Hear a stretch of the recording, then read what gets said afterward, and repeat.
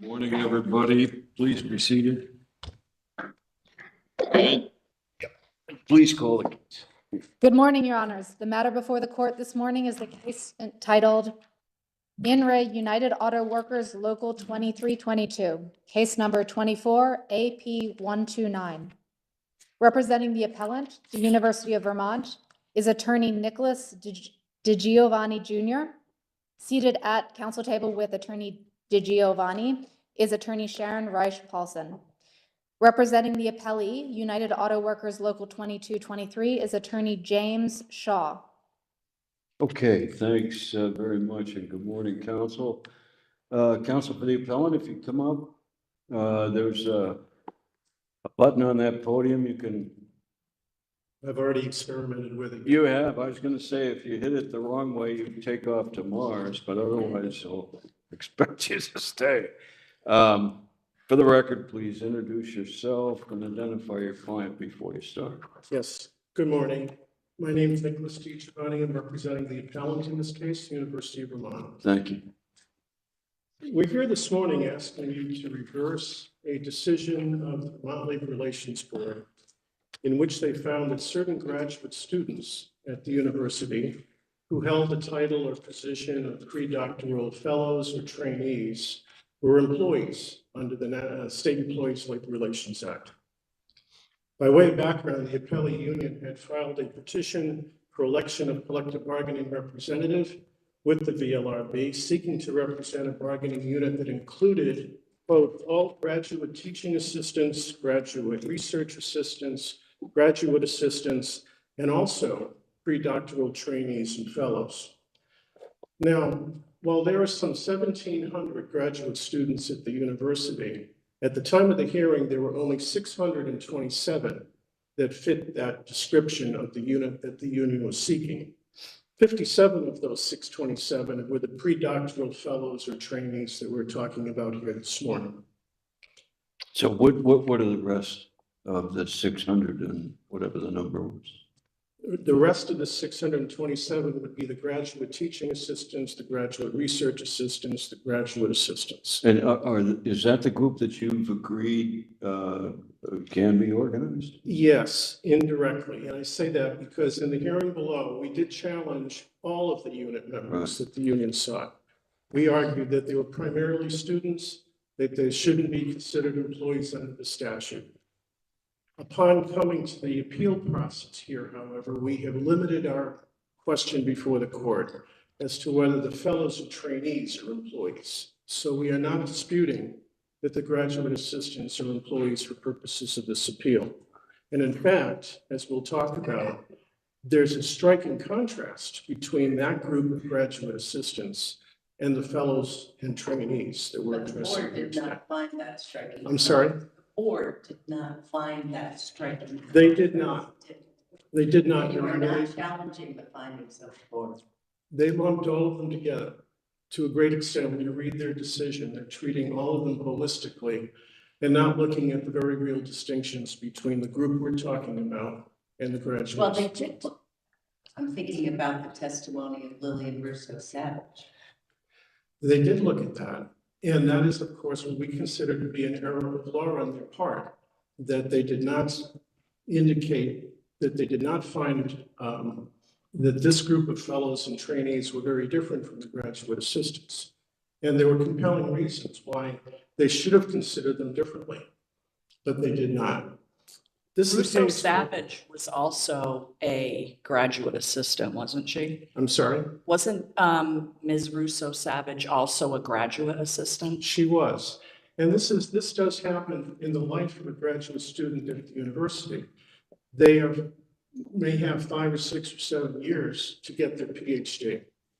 During that time, they receive financial assistance in different forms. When they're appointed as a graduate assistant, our perspective is, and the board found, that they need to work 20 hours a week as part of their appointment letter in order to receive the stipend that funds them for that year. So in 1 year, they may serve as a research assistant. In another year, they may get a fellowship.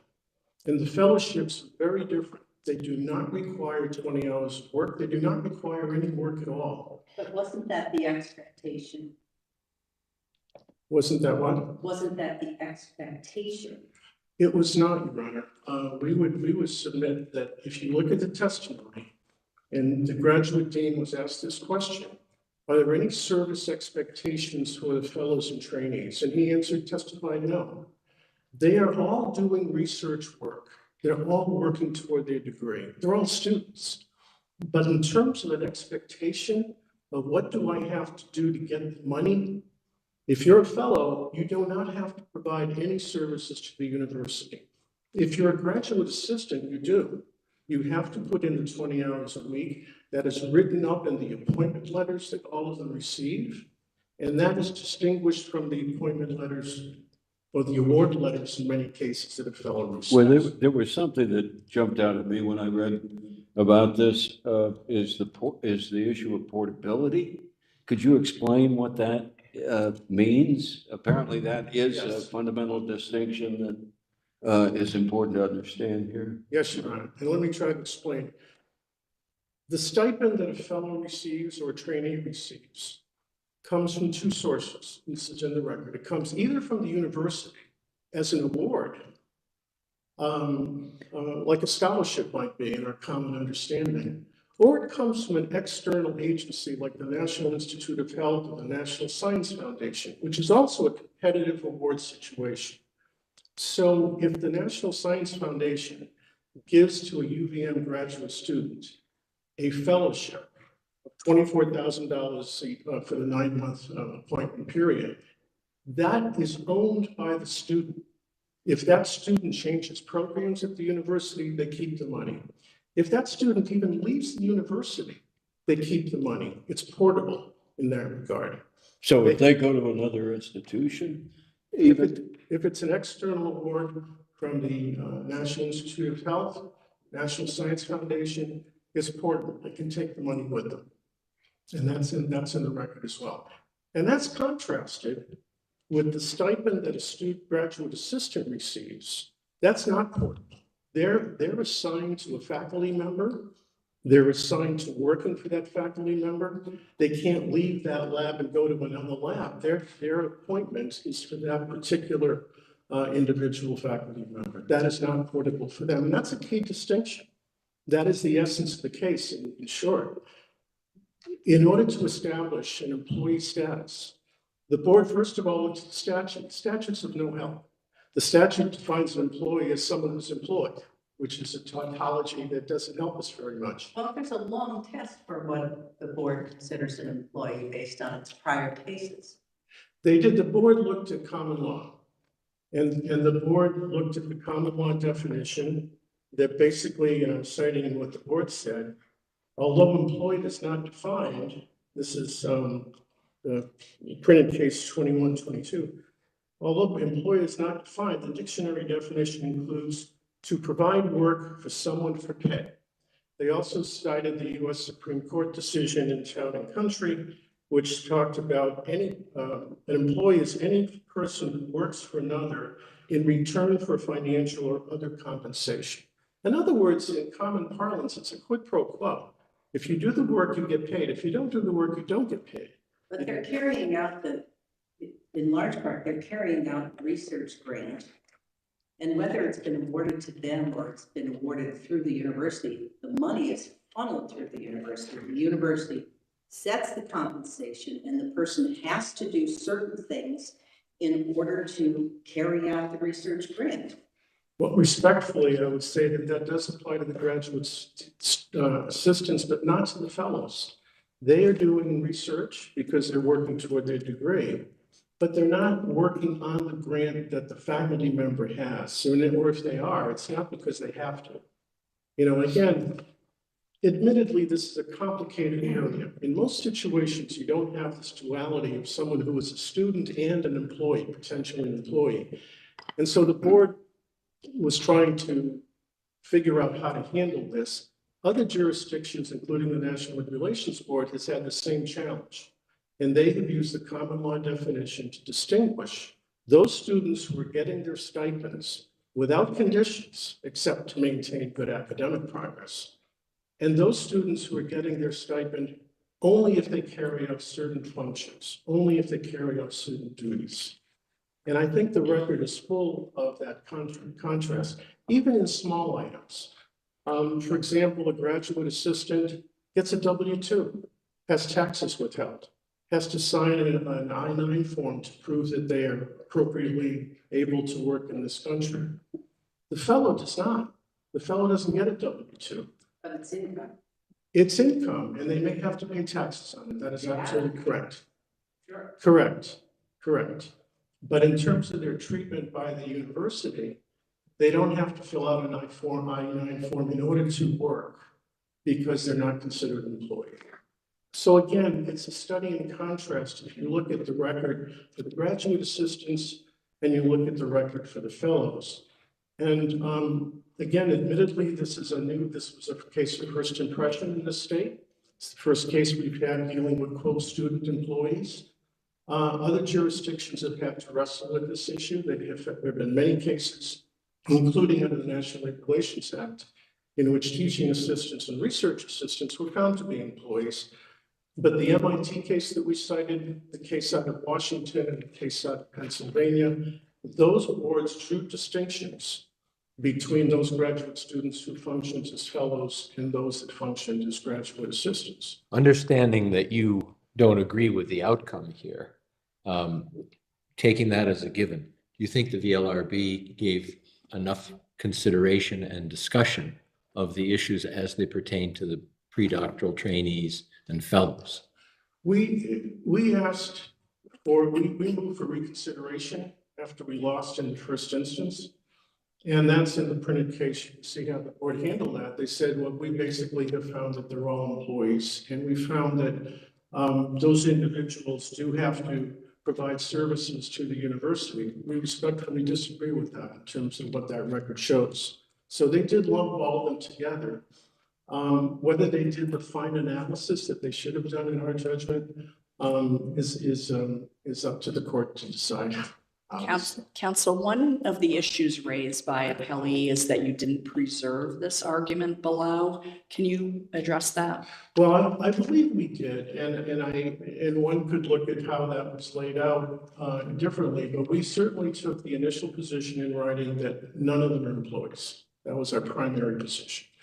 We said, assuming arguendo we lose that, we still had exclusions that we thought were appropriate, including the fellows and trainees. I mean, what we were saying is that those people, at the very least, should not be considered employees. The board, again, did not fine-tune that in their decision. And respectfully, I think we have been consistent, even in the opening argument before the board, in our briefs before the court and the board, that this was an alternative argument. If you find that the graduate assistants are employees, certainly the trainees and fellows shouldn't be employees. So we don't consider that we waived that argument. And I could. Well, the preservation argument is based on the failure to do something within statutory time. Well, we did file a statement of position within the time frame. There's no dispute about not filing it in time, I don't believe. It was the way the letter was written that is suggested by the appellee that was a waiver of some type for us to argue here before you, that subset of graduate students, if you will, the trainees and fellows were not employees. I'd like to reserve my last couple of minutes. Okay, yes, thanks very much. We'll hear from counsel for the appellee. Please come on up.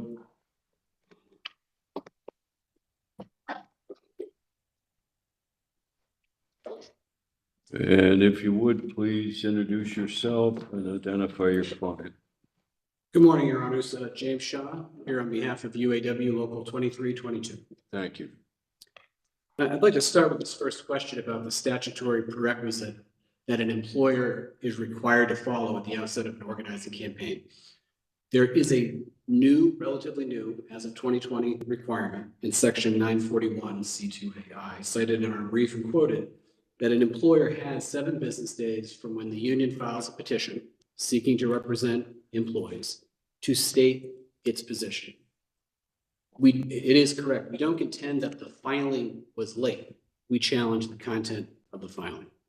The filing in the employer's stated position was that none of the petition for individuals were statutory employees, not the teaching assistants, research assistants, not the fellows, not the trainees. That's the whole group. And the employer from there made an alternative position. Well, if they are employees, then certain positions don't belong in the bargaining unit petition for. That is not a question of employee status that we're discussing today. That's a question of community of interest. Do the employees belong in the same bargaining unit as the other employees? Well, And that- the purpose of preservation is to allow the court below, here the board, to make a decision on an issue so that it can be appealed. And didn't the board make findings and conclusions separately? I recall there being its own separate section about the trainees and the fellows. So didn't the court do what it, or the board do what it had to do in order to appeal it? Well, I would say, no, not exactly. The statutory, it's not a question of preservation in the same way we talk about, was an issue preserved for the purposes of appeal? That's not really what we're talking about here. What we're talking about here is a statutory command that an employer engage in the process immediately, effective 7 business days, very quickly and early in the process. The legislature's intent is to expedite the process in order to the organizing process so that people have their right to organize fulfilled. The questions that's presented to the board, I think, may have been underdeveloped. That was Justice Eaton's question. Well, there's a good reason that if there is a feeling that there was an underdevelopment, the issue wasn't raised. The way the board even addressed the status of the pre-doctoral fellows and trainees in its decision was under the category of community of interest, which is not a big surprise given that that's how the employer had set forth its position in its statutorily required pre-hearing filings. But isn't then what you're saying that this community of interest argument, that the appellants then also had to contest the findings and conclusions on the graduate assistants in order to bring here the issue of the fellows and the trainees? And wouldn't that be a waste of time if they don't think that's something that's beneficial to them?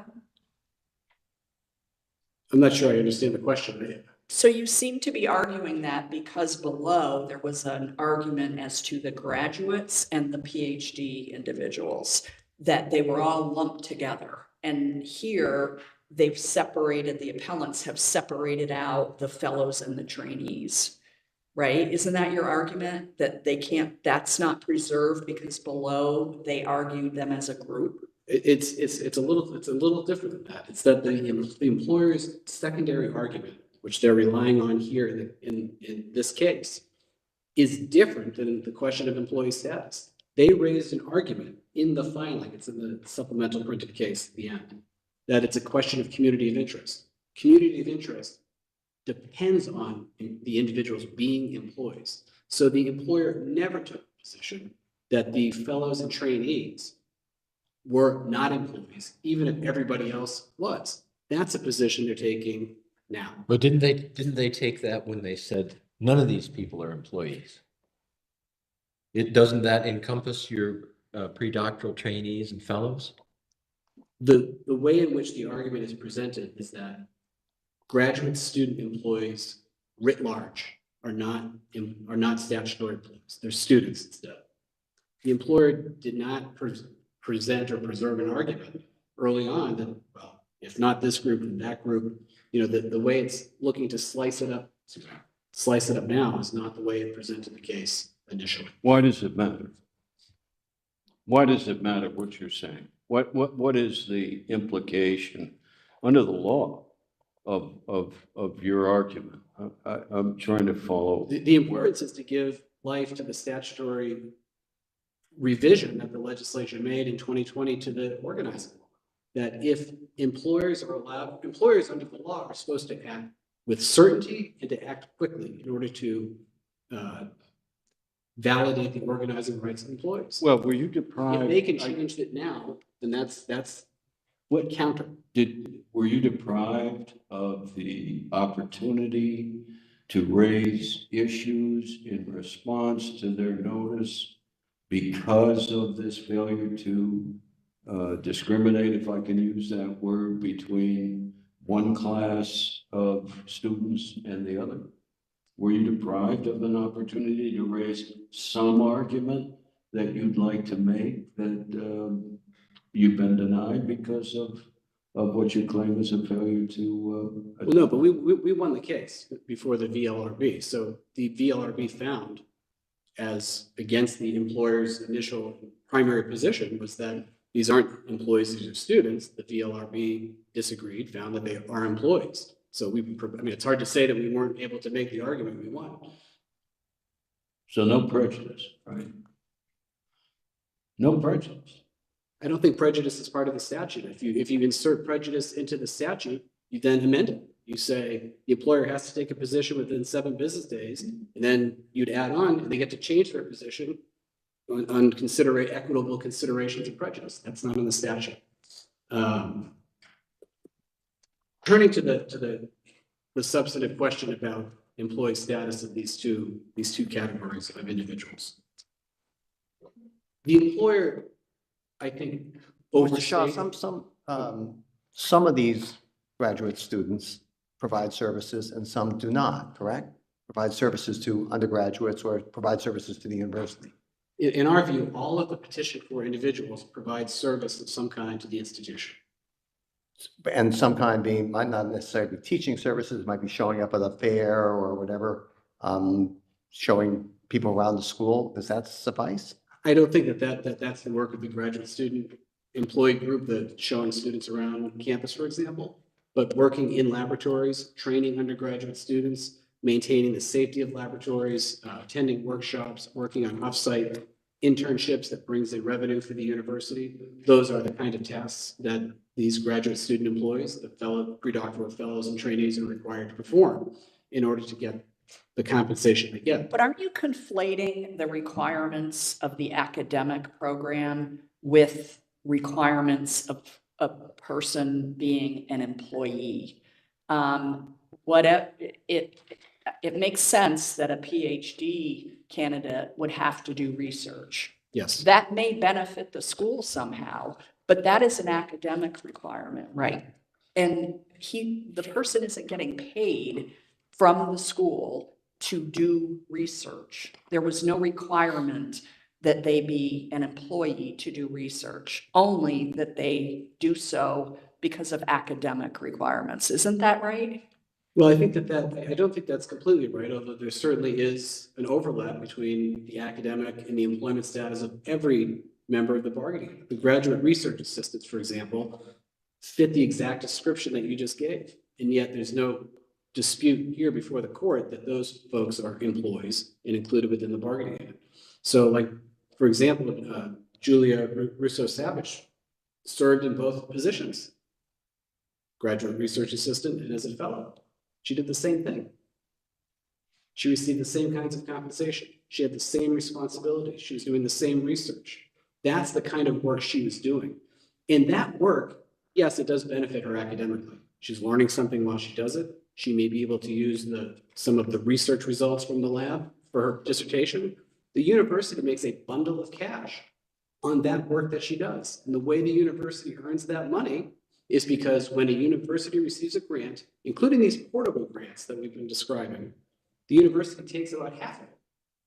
What about the factors that the board used in determining that the graduate assistants were in fact employees? The board referenced W-2 forms, other forms they had to fill out, required that they do it was 20 hours, right? That they had to complete. That's what the board relied on in finding those graduate students, as opposed to the PhD candidates, were employees, but didn't apply any of those factors when it considered whether the PhD candidates were employees. Almost all of the members of the bargaining unit are PhD candidates, to be clear. So the specific group we're talking about they are PhD candidates, but so is everybody else. Some are masters, a small number of master's candidates. With regard to the application of those factors, yes, the board looked at some of those factors, the ones you listed, in finding employee status of the other group. But the board was also cognizant that those weren't just positive factors. It's not, first of all, there is record evidence in the findings of the board that Baxter Worthing received a W-2 for work he did on either a traineeship or a fellowship. I'm blanking on which one. The board found that finding is a challenge.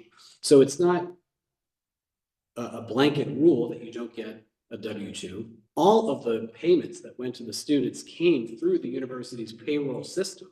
Maybe the university, and it's true, usually didn't categorize it as wages that would be W-2 reported at the end of the year, but it was processed through PeopleSoft, which is their payroll system. That's how checks went out to people. The money came to the university and it was paid back to the students. They had to do things, maybe not always the same things, although sometimes the same things. They had to do stuff to get that money. And you decided how much money the students would get.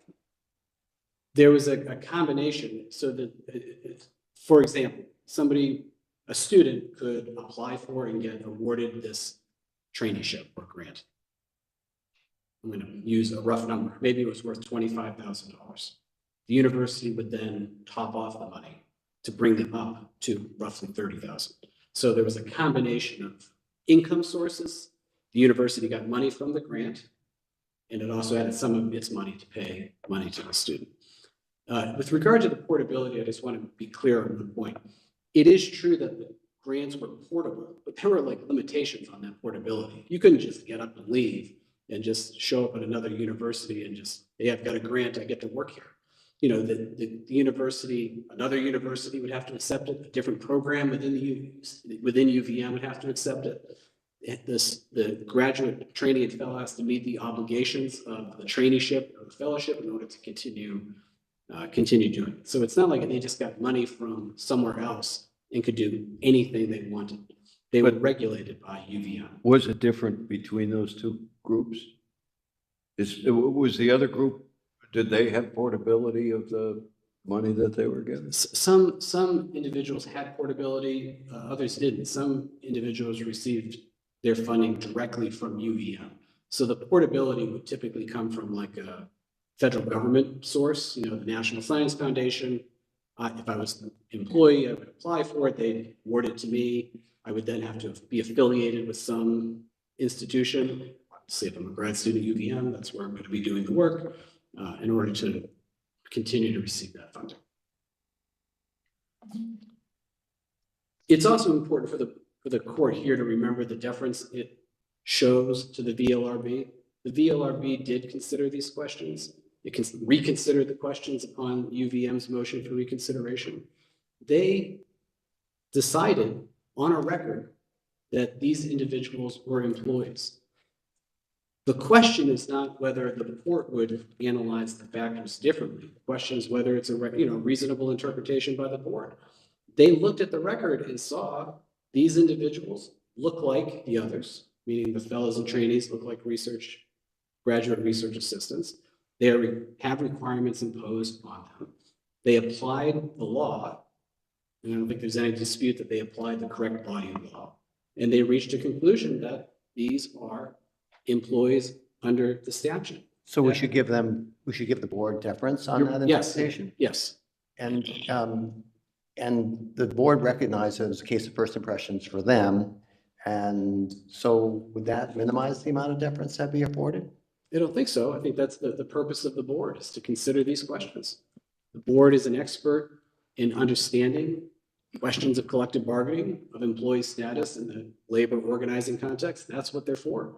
And they took that obligation seriously. I don't think there's any dispute that the board was fully engaged.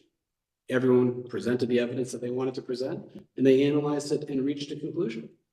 I think the level of deference remains steady. Okay. Thank you. I think your time has expired. How much time does the appellant have, please?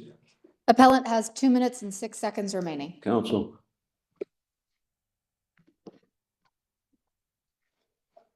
A couple of quick responses. First of all, on the the waiver argument, just very briefly, this is in the record in the supplemental printed case, but when we wrote our response to the union's petition, the university said, assuming we listed our primary objections, and then we said, assuming arguendo that the board finds that some or all of the petitioned individuals are employees and entitled to unionize, the university would contend that the only appropriate unit would be as follows.